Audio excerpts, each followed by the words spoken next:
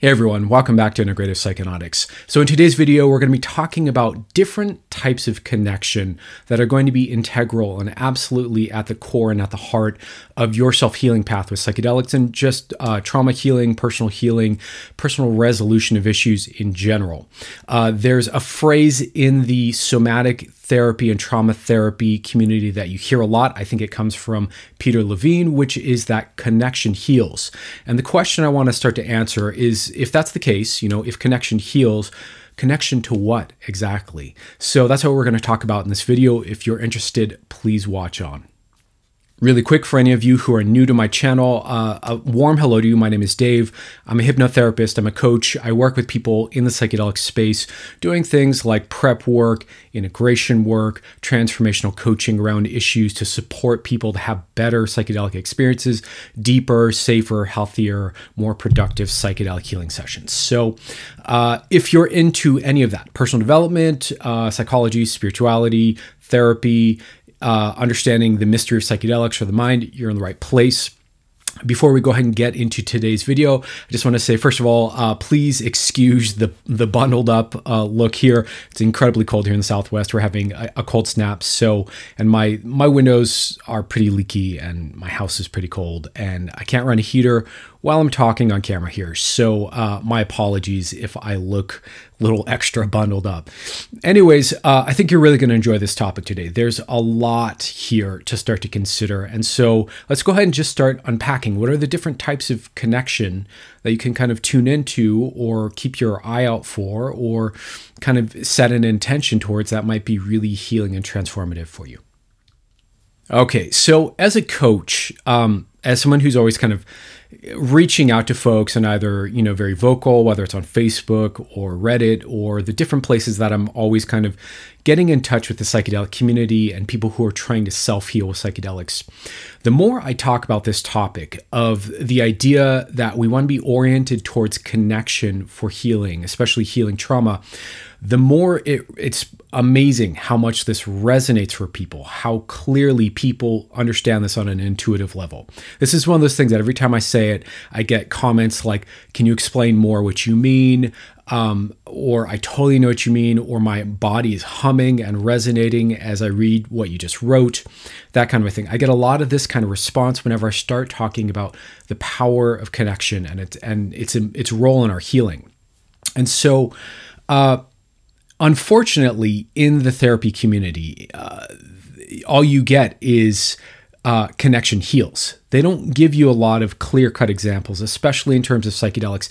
But in my experience, having done a lot of psychedelics myself, this is one of those things where you do have these moments of profound connection to whether it's aspects of yourself or people around you, relationships around you, profound connection to life at different levels, whether that's at an animalistic level or spiritual level or at a conceptual level or an emotional level.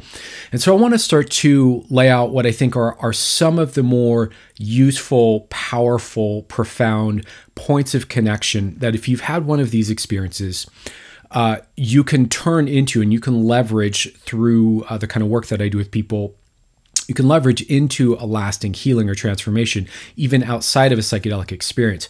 Or if you're someone who is working with psychedelics or curious about it, and you want to set a good intention, these might all be really powerful, really useful places to start to think about leaning into and deepening your sense of connection. So without further ado, let's go ahead and get into it here.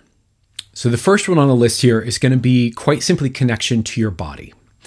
And there are a lot of different aspects and dimensions to this. I mean, this, connecting to your body is essentially the core, if we were to oversimplify it, the core of somatic therapy, right? So somatic meaning body-based, therapy meaning therapy. The fundamental thing that has to happen to work with whatever's going on in your body, whether those are patterns of anxiety or muscle tension or patterns of sensation or what have you, the first thing you have to do first is connect to your body, to simply become more attuned to, more aware of what's happening in all the different parts of your body, the different layers of your body, the different patterns of meaning in your body, et cetera, et cetera.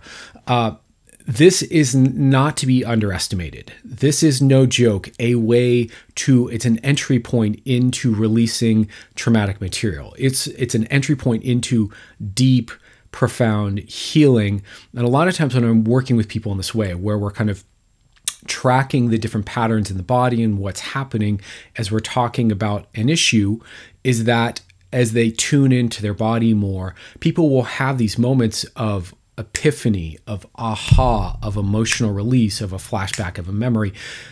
There's so much in connecting to our body and our neurology and our nervous system, and just simply sending the signal back to our, let's call it our unconscious mind or our deeper self or our inner healer, that we're listening, that we're paying attention, that we're not tuning out its signals anymore, that we are turning around and leaning into what's already being told to us through bodily sensations and symptoms and patterns and experiences, right? So this is huge. And when it comes to psychedelics, it's very easy, obviously, to get, very swept away in your mind, in your imagination, in all the layers of perception and thinking or emotion, and to kind of almost forget that you have a body, to become so swept away by the cognitive or the mental or the imagination that you really lose track of the body altogether.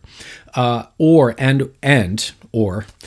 if you are someone who has a certain type of trauma response, there's a certain type of avoidance that's very mental, that's very cognitive, that's very much about getting up in the head, getting lost in ideas, getting lost in overthinking, over processing, over understanding, with the assumption that if we stay up in our head, we may get to avoid some of the discomfort of what's held in our body. And now this is kind of what's often said in the somatic therapy world. And I don't know if that's always 100% true, but I think that's often the case. And it certainly was the case for me. And it's certainly the case for a lot of people that I've worked with and seen, that we'll use the mind to kind of numb out whatever's going on from here down, and even from here up, in terms of literally tension in the jaw, or headaches, or neck aches, or, other patterns of discomfort or imbalance. So tuning in your body, connecting to your body, connecting to the whole of your body, feeling deeply embodied, is in and of itself a profoundly healing experience to have. And if this is something you haven't done, whether it's because there's shame about your body or fear of being triggered by a big emotion or what have you, I would strongly encourage you to lean into connection with your body, because again, connection is what heals. And first and foremost, your body is the filter, is the vehicle, is the processor through which you're experiencing everything in your life. Right? So to connect to your body is to connect to the hub of information processing that tells you everything you know. So start there. It's a profound place for healing. Okay, I kind of rambled a little bit there. Pardon me, bear with me. I'm kind of just riffing as I do. Next one would be kind of on a similar note, connection to your emotions. This is a pretty obvious one for a lot of people, where if we have issues, especially if we have trauma, we tend to want to avoid feeling our feelings. It's like the classic therapeutic problem is the person needs to connect to their own feelings. Now, if you think of this in kind of an IFS parts work kind of way, there may be an aspect of you that's holding on to a set of feelings that needs processing, that you're avoiding, right? That you're not connecting to that part of you. And the signal when you're not connecting to that part of you that you're sending yourself is you don't matter, those feelings aren't important, whatever happened, I don't care. Signals of disconnect, signals of ignoring, signals of invalidation. Now, being that it's you that's holding the feelings and it's you that's also invalidating holding the feelings, not only is there a disconnect and conflict there between these aspects of yourself, but obviously you're going to feel both sides of that dynamic, which means you're going to feel invalidated and abandoned and disconnected from and ignored and all of that. And that's going to create a lot more charge, a lot more sadness, a lot more grief, a lot more fear. One of the things I want you guys to really start to deeply understand and really take in as being a crucial, fundamental sponsoring truth of the nervous system is that our nervous system as human beings is built for connection. It's built for human connection. So hence connection heals, right?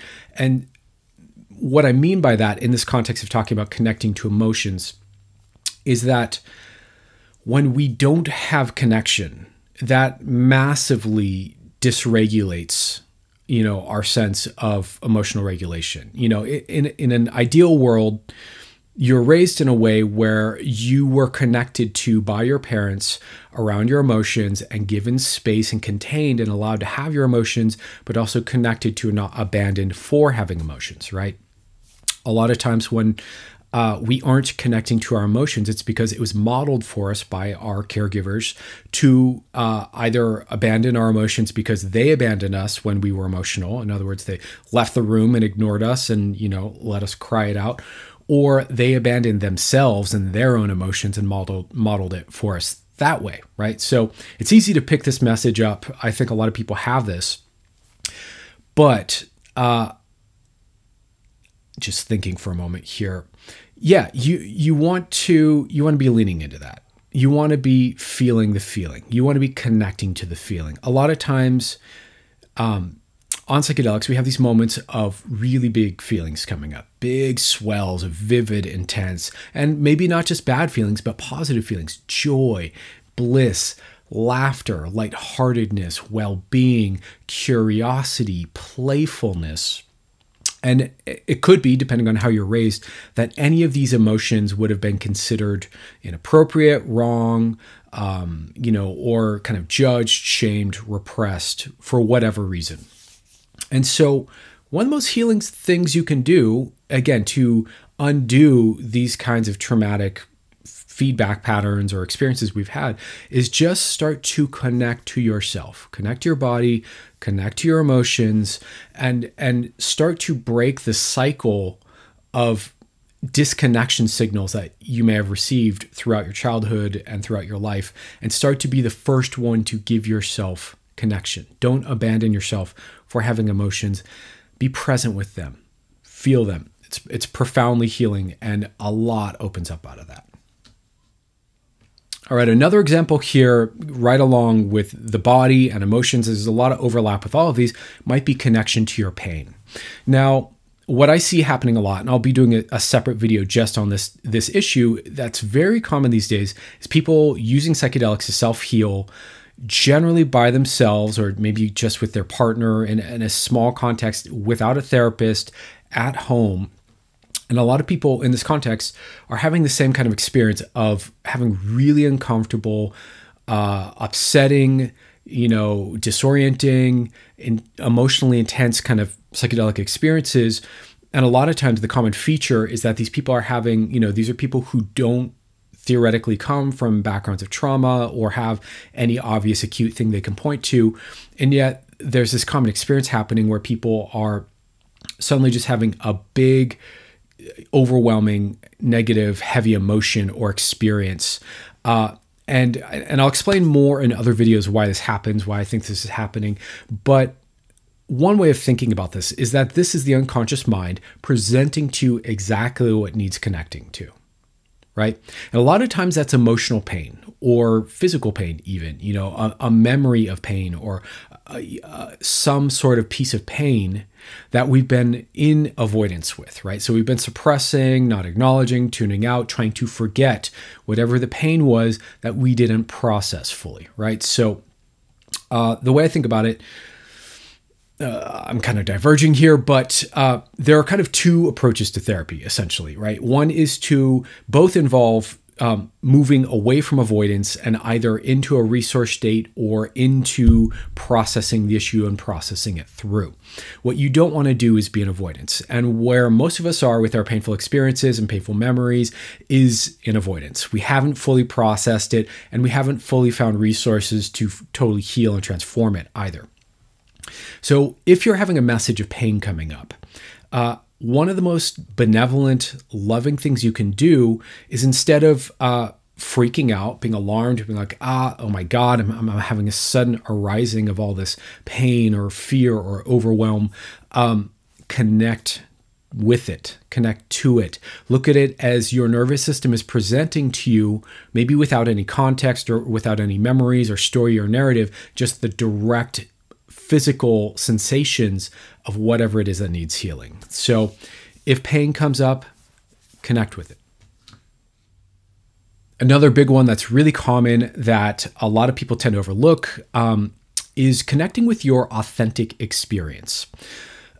Generally speaking, the way human beings and the mind works, we live through a filter. We actually live through a set of filters between our direct external experience and whatever the end meaning that we end up making is. There are several filters that we kind of live through that we don't realize are there.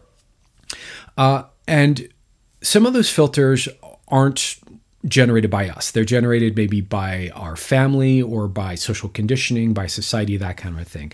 They're sets of ways that we set interpretations to shape the narrative that we're living through rather than being directly in the presence of our direct lived experience.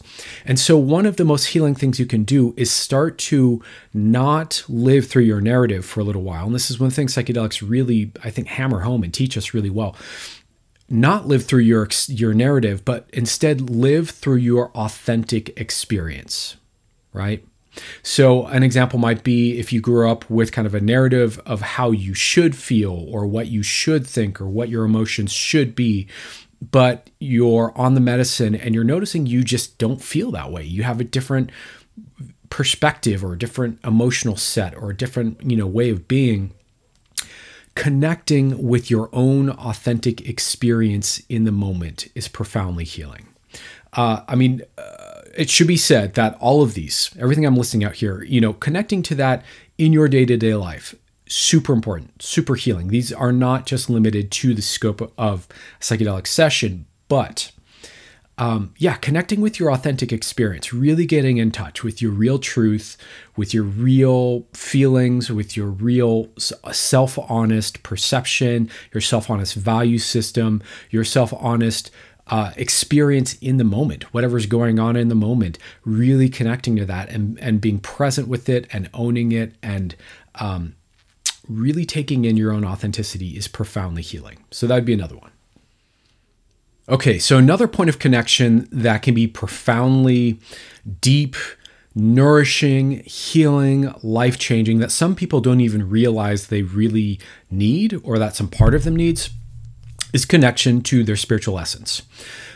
This is huge. And this is, I think, one of the major gifts, one of the major opportunities possible in psychedelics. I realize that there's a lot of people out there, perhaps some of you even, who don't believe in the spiritual, as if it's something as if it's a matter of faith, as if it's a matter of believing. And so there are people out there who, from my perspective, the spiritual essence is just part of the anatomy of who and what we are. It's a layer of human experience. You can, in the same way that emotion is a layer of human experience and physical sensation is a layer of human experience. You are not solely your physical sensations, but they are an aspect of your lived experience that you can either tune into or, like we talked about earlier, not tune into. I feel the same way about the spiritual. The spiritual layer of being a human being is there. It's just part of what we are. And if you think of it in that light, if there's an aspect of you that you're denying exists, that you are fully maybe unaware of its existence, or maybe you are aware in the abstract that it exists, but you're denying it exists in you, and you're unwilling to connect to it, then that means that there's a part of you that's not getting connection. Now, what do I mean by the spiritual? Well, I'm going to leave that open-ended because different people have different interpretations of what the spiritual means.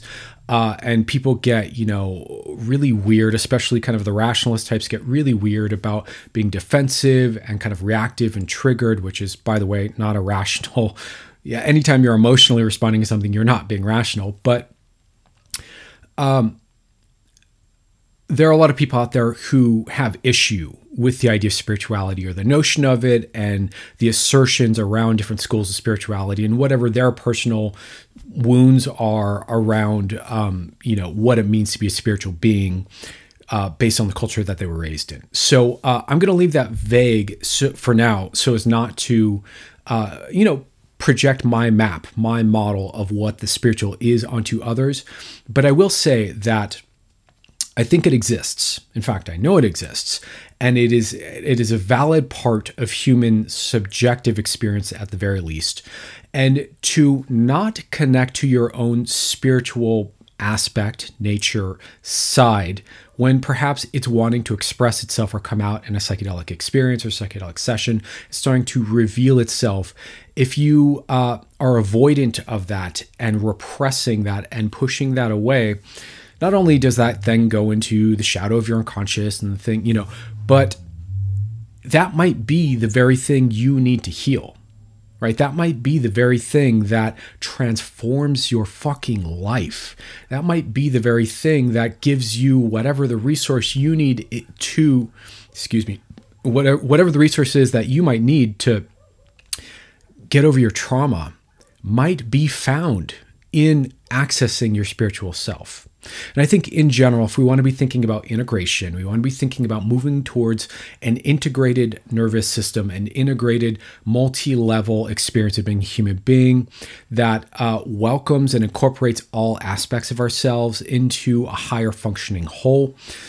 Spirituality, you just can't deny a whole aspect of your being. In that case, in the same way that you can't really be integrated if you're denying your emotions or integrated if you're denying your thinking, right? These are all important pieces of the system called the human being in order to be whole and functioning properly. And so you see this a lot in studying trauma therapy, that often the movement towards the spiritual is where people find the big enough, deep enough resources that they need in order to be able to tolerate processing through whatever the stress or the fear or the memory or the trigger or whatever it is and releasing it. So if you aren't connected to your spiritual self, this is definitely something you're going to want to explore, get over your hangups about, and lean into. Yeah, you really want. It's important. I'll put it there. It's very important. All right. Another one of these aspects of our experience that is kind of fairly obvious. And for some people, this is going to be like, duh. And for other people, this might be a revelation. So this is one of these things that sounds simple, but there's actually kind of profundity to it, is connecting to your surroundings, becoming aware of your environment, becoming more finely attuned to whatever it is that's going on around you. So, there are a couple different aspects to this. So one is that in somatic therapy and trauma therapy, in working with the nervous system, there's a process called orienting, where we take a moment and we literally will do a scan around the room and our environment on occasion. I would recommend you do this when you're in a psychedelic session. And the reason for this is when we kind of look around and just get a sense of our environment, which is a very natural, basic, core nervous system, ancient nervous system thing to do. What we're doing is we're scanning for safety. And when you look around your environment and you register that you're in a safe environment, that starts to send more regulating safety signals deep into your nervous system that everything is okay. So connection to your environment, first of all, is a way to self-regulate and to start to send more safety signals to yourself. But here's the other piece of this. There are a lot of us out there who are so caught up in trying to process our own issues, our own internal experience. And this was me for years. Let me be honest with you guys, that we are effectively internal all the time. We're effectively in our heads, in our emotions, in our problem solving, in our processing, in our interior world, which is beautiful. I think it's lovely and wonderful to explore your own interior subjective experience, but it can be out of balance. And I think part of the healing for a person like that is to learn how to get outside of the trap of the boundary of their own skin and allow their attention to connect to their environment around them. And really, a lot of times you'll hear these kind of cliche, classic kind of epiphanies with psychedelics where people turn their attention outward towards the world and they start to realize how strange and weird and miraculous and, simultaneously funny and comical and tragic and beautiful and whole this life experience really is. And so this is another one of those things that you want to connect to your environment. You want to connect to the people, to the moment, to the weather, to whatever, the room, the space, the feeling, the emotional tone of the moment. You want to connect outwardly with your attention. It's really very healing for the nervous system and really teaches you a lot. And if you're someone who's really prone to being inside, this is going to be a huge piece of your healing.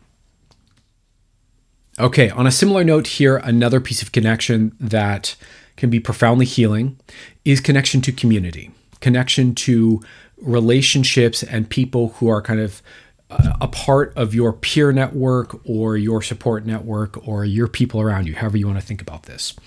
Now, there are a couple different ways that I can explain how and why this is healing. So the first is quite simply that there's a lot of studies that show when a person has gone through a traumatic event or experience and the potential to have a lasting traumatic kind of imprint is there. One of the things that predicts whether or not they're going to end up with a trauma pattern or not and have just kind of moved through that experience and let it go is the amount of support, of social support they have from people around them. Now, what do I mean by social support? I do mean people who are there to be a supportive presence or help the person process if they need to, but also in general, just being friendly, safe presences around us that help us know that we're connected, that we're heard, that we're seen, that we're loved, that we're protected, that we're safe, that we're looked out for, that we are appreciated, that we're valued. If we're not having those kinds of presences around us and we go through a traumatic event, right? If we feel disconnected, if we feel isolated, if we feel undersupported, underseen, we don't have a safe avenue to vent or process our emotions, that predicts, if a traumatic event happens, I mean, that's already kind of a traumatic situation developmentally, but if then an acute traumatic event happens inside of that, there's a really good chance that that turns into a traumatic patterning in the nervous system, aka PTSD, complex PTSD, this kind of thing, right? So the first thing is understand that connecting to your community is a form of resourcing yourself and does add resilience to you. But also, okay, so that's kind of on the more trauma end of things. On the more social end of things in general, I will say from having done psychedelics in community a lot, let's say, through my youth, at events and, whether that was festivals or underground parties or what have you, there is a layer of nervous system learning and social feedback and transformative experience that happens in a relationship that you're probably not going to experience solo tripping at home with, eye shades and headphones and that whole thing. There are things that happen when you're relating to people and they are expressing how they are embodied in different ways with their different nervous system from yours that teach you things about yourself. They teach you things about how to relate to life. That teach you attitudes, that teach you new ways of behaving.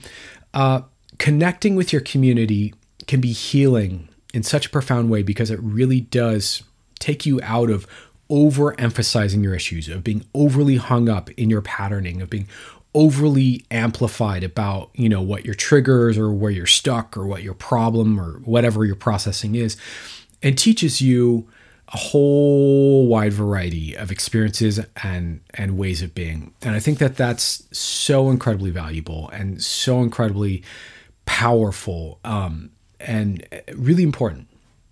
And so if you can connect with community, especially in that open, impressionable psychedelic state, assuming it's a safe enough connection, it's a fun enough connection, it's a healthy enough connection, that can in and of itself be an incredibly healing profound experience.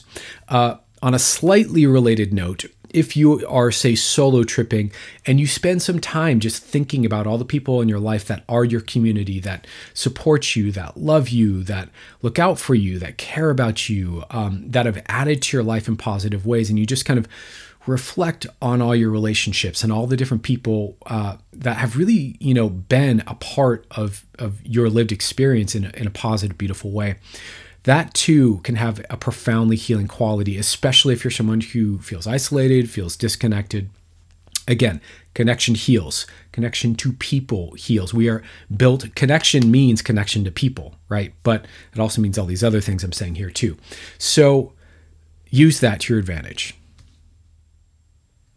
And on a very similar note to that, another piece of connection, relational connection here that's very healing, is going to be not only connection to community, but in specific connection to safe people and safe relationships. So if there's someone who you feel safe around, who you feel like you can be yourself around, you can be authentic, you can, you don't have to hide different certain aspects of your personality. You can say what you're feeling. You can have the feeling that you're having without being judged for it. You know that this person has your back. They love you. They care about you. They respect you. They value you. They're looking after you, but they also welcome you, and you have the room to really just genuinely be yourself. Connection with a person like that. And for some of us, we don't have a person like that in our life. I want to acknowledge. And for some of us, we've had moments of that, but maybe it's kind of deficient. Like maybe we're kind of pulled away from, people a little too much, and those connections aren't as strong as they could be right now.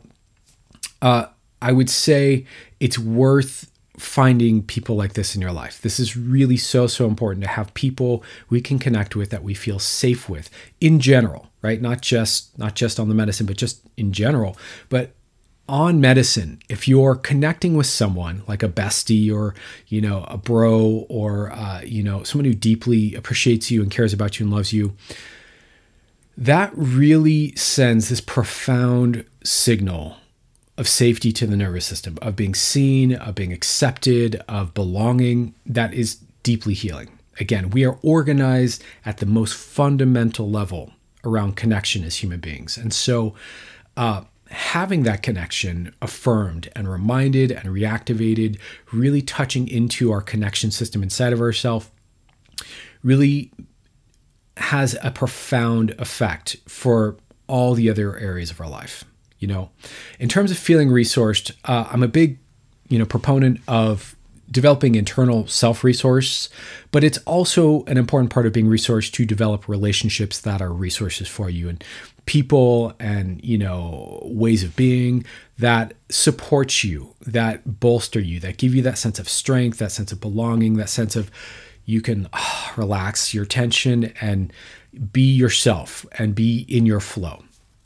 So again, if you haven't had that on psychedelics, I would encourage you to work towards that. See if you can find a psychedelic experience with somebody where there's a lot of safety and a lot of mutual trust there. It's profound. And if we kind of move towards the abstract from the kind of safe connection into a whole other kind of way of looking at connection, another really important piece here that I think is kind of underlooked or overlooked and under acknowledged when it comes to types of connection that are really healing is connection to possibility consciousness, right? Connection to the possibilities in our life. Now, I find, and I'm sure I'll be doing a video about this at some point, that a lot of people tend to polarize in one direction or the other. And on the internet these days, that might be kind of a black pill, white pill kind of thing. But there are either people who are very much in certainty consciousness about what is and what's likely to happen and how it's going to be. And generally speaking, if we're talking about having issues and having pain and having mental illness struggles or, just challenges with personal development, usually we're kind of stuck with a kind of negative certainty that probably isn't totally true, but we've bought into believing it as true, right? So we're kind of in certainty consciousness. the other side of that coin is possibility consciousness, right? And psychedelics are an incredible tool for helping us to really expand the horizon of our sense of possibilities and really start to wrap our head around what could be done with our own lives or in life in general or in this world. And to be fair, some of the people who end up thinking in this way take it way too far and end up in total science fiction, wonderland, right? Where the possibilities they're thinking of are so far outside, our understanding of physics or, yada, yada, that it becomes highly questionable. But I think there's a whole sweet spot there to really connect to that I think is really healing and important. I think if we want to be healthy, we should have a nice balance between awareness of probability and certainty and also awareness of possibility. And let those two balance each other out. There are always new possibilities available for our life, new possibilities in terms of how we can feel in our own skin and nervous system, new possibilities for our relationships, new possibilities for how we are showing up in our lives. In other words, how we want to level up or do something different, new possibilities in terms of ways that we can improve our own life situation, improve other people's life situations, improve let's say, the human situation in general, right? And so possibility consciousness gives us hope. It gives us curiosity. It gives us a lot of times drive. And a lot of times it also gives us a lot of a sense of kind of relief, a sense of, there's always another way. There's always another angle here. There's always something else to play with and explore. And this is super important to connect with. This is one of the healing things that psychedelics can really bring, that if you're not connecting with possibility consciousness and you're just in probability or certainty consciousness, you're really going to be missing out. You probably don't feel great when you look at certainty and probability. Because generally we use that as a reductionistic tool to kind of limit the scope of understanding, to simplify our understanding of things, to try to buffer ourselves from disappointment in the future, that kind of a thing. And so this is something I'd highly recommend. Connect to possibility consciousness. And the last one for purposes of this video, certainly not the last in terms of priority at all. And I'm sure I could rattle off more and more, but this is already going to be a long video, I'm sure of it. The last one on this list here is connecting to your value system. Now, when I say values, let me clarify what I mean, because this is one of those words that's a little abstract. Some people don't understand what it means. It can be a little semantically loaded and have connotations for kind of certain religious teachings and religious points of view. So let me clarify what I mean by values, because being connected to your values is one of the most important things, right? So what do I mean? Quite simply, I mean this. Your values are what are deeply important to you. What's important to you in your life, or what moves you, what motivates you, what inspires you, what triggers a passion inside of you.